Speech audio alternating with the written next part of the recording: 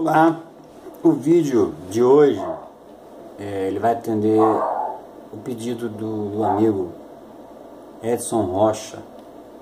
Ele assistiu o vídeo Os Epicureus Estoicos de Atos 17 e deixou lá um comentário dizendo: "A paz, irmão, pode falar sobre o paradoxo de Epicuro?" E é sobre isso que eu vou falar hoje, né, atendendo o pedido do Edson Rocha. Bom, para isso eu vou usar aqui duas coisas, né? Esses dois lápis, maior, laranja, e menor, de cor preta. Vamos partir da ideia de que esse lápis maior seja Deus, e esse lápis menor, né, seja o mal, que é a base do paradoxo de Epicuro. Baseado nesse paradoxo, os ateus utilizam esse texto e esse contexto desse filósofo de Epicuro para provar a não existência de Deus, baseado em uma tríplice ideia.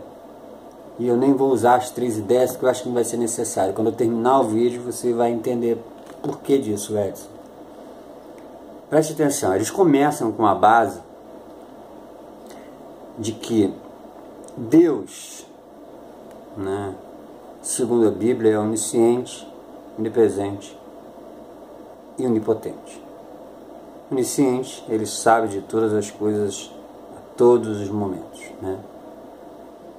Onipresente, porque ele está em todos os lugares, seria a onipresença.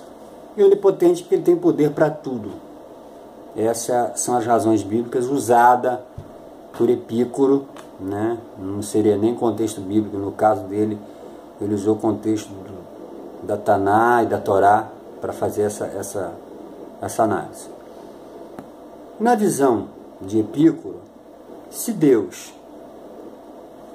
é onisciente, ele sabe da existência do mal. Isso é uma lógica incontestável, não tem como se contestar isso. Deus, sendo onisciente, sabe de todas as coisas, ele sabe da existência do mal.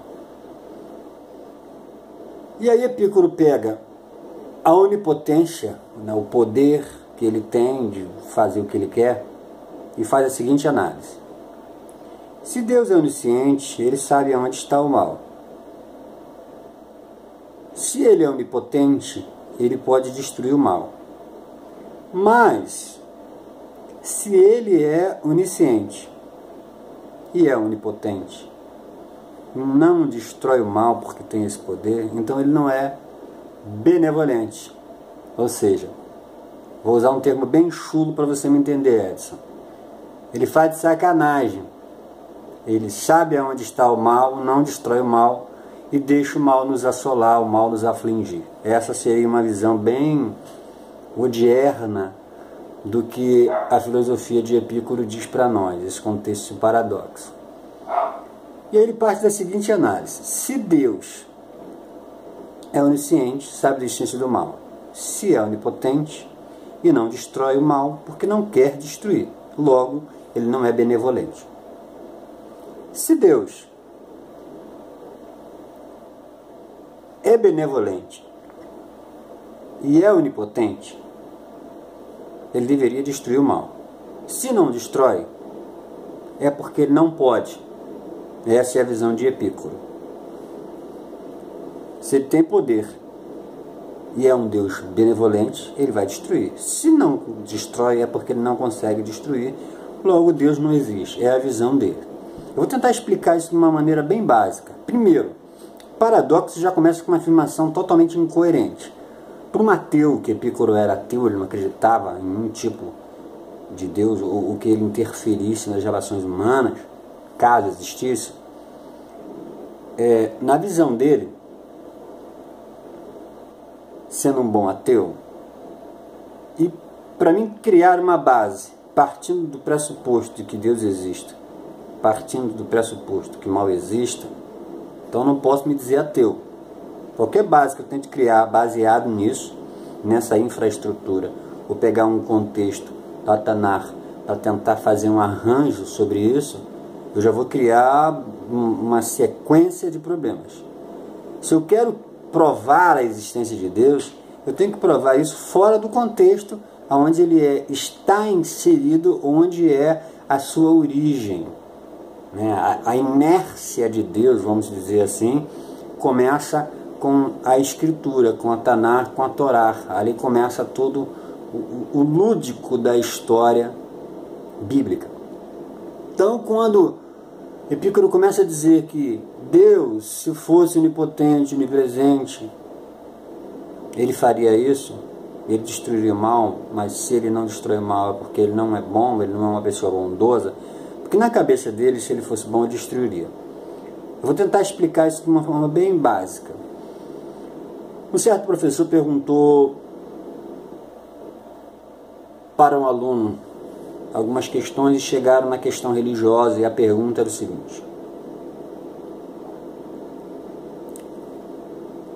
Deus existe?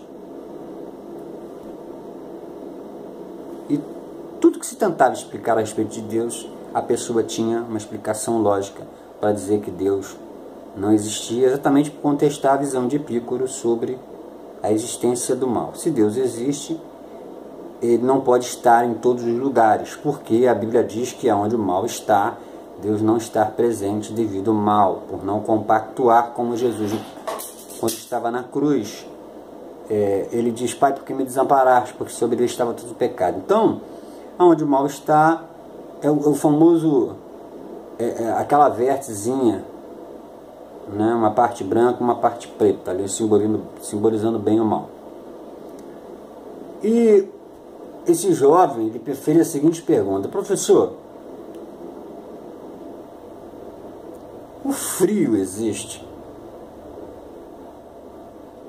E o professor disse o seguinte: olha, o frio existe.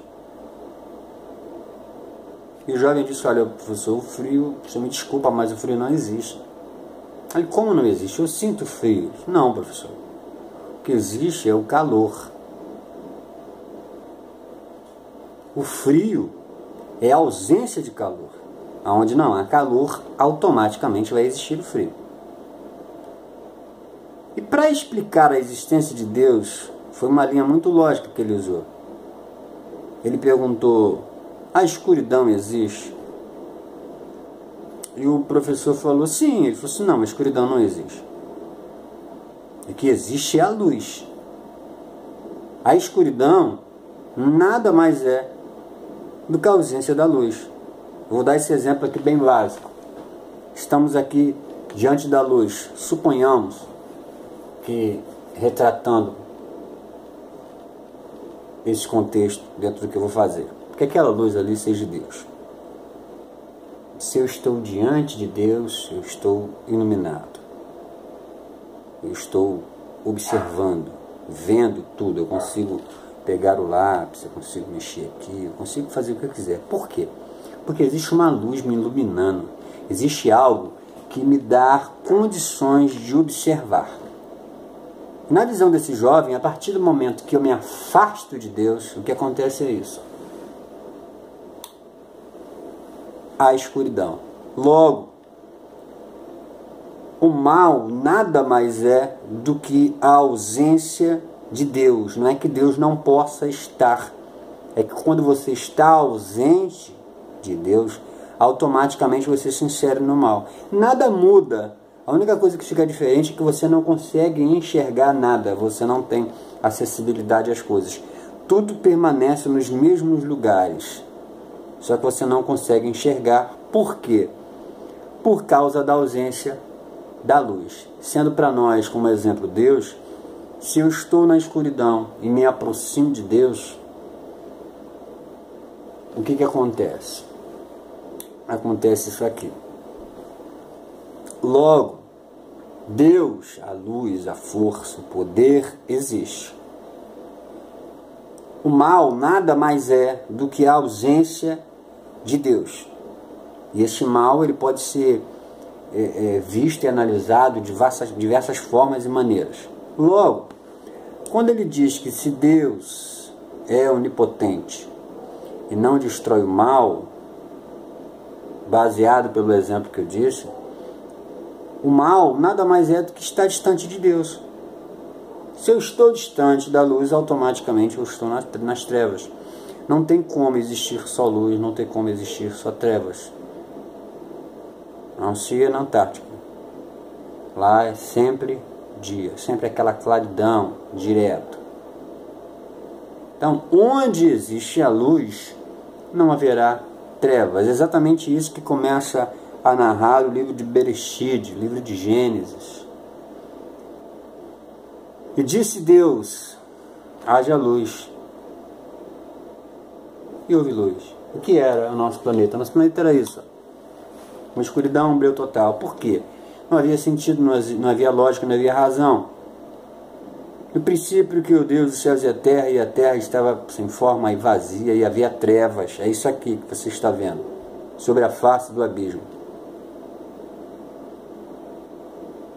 Até a presença de Deus no ambiente, o ambiente era assim. Só que vem uma palavra básica, né, na narrativa, que é Bereshit bara Elohim et Hashamai vet ared. Quando ele disse, haja luz, e houve luz, e viu Deus que a luz era boa, ou seja, tudo se transformou, as coisas se tornaram visíveis e acessíveis. Quando você está diante do direcionamento de Deus, eu vou te dar um exemplo disso, de luz. Salmo 1, bem-aventurado, feliz é o homem ou a mulher que não anda segundo o conselho dos ímpios. E ímpios não é um não crente, um não cristão, um não que professa uma religião. Ímpio é o que pratica a impiedade. Só isso, mais nada. Seja ele cristão ou não. Tem gente dentro do cristianismo, do evangelho, que são ímpios de corpo e alma. Eles são maus de natureza, eles só estão no meio para compor. Assim como tem na Umbanda, no Candomblé, no judaísmo, em todo lugar, gente. Tem pessoas que não prestam e vai ser assim eternamente. Tem bons policiais, maus policiais, bons médicos, maus médicos. Eu não estou falando de entrar para uma religião, eu estou falando de professar uma fé de conhecimento, de pé no chão, de pesquisar, de entender o que você está vivendo. Quando eu digo que eu sou radical, algumas pessoas falam, poxa, mas Daniel, radical? Sim, eu sou radical. E radical vem da palavra raiz, porque eu vou na raiz da minha fé e da minha religião. Quando eu digo que eu sou fundamentalista, as pessoas, mas como pode ser fundamentalista? É porque eu vou à raiz como radical e ao fundamento como fundamentalista.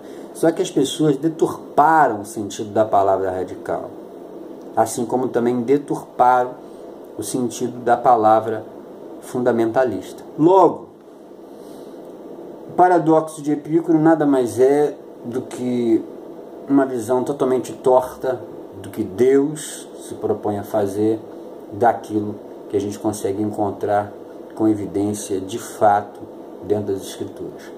Fica aí o vídeo. Bom, Edson, espero que você goste. Foi feito assim dentro do seu pedido. Deus possa continuar nos abençoando. Espero que você deixe seu comentário. As pessoas que discordarem estão aí à disposição. Não sou dono da verdade, não sei, muita gente que sabe muito mais que eu, só estou engatinhando, mas a gente vai engatinhando, um dia a gente aprende a andar. Amém? Que Deus possa assim nos abençoar e que nós possamos cada dia mais nos firmar dentro do conceito do que seja verdade, mas uma verdade única. Não uma verdade que se diz por aí, mas uma verdade que se vive. Uma verdade que faça uma razão e sentido na nossa existência. Até a próxima.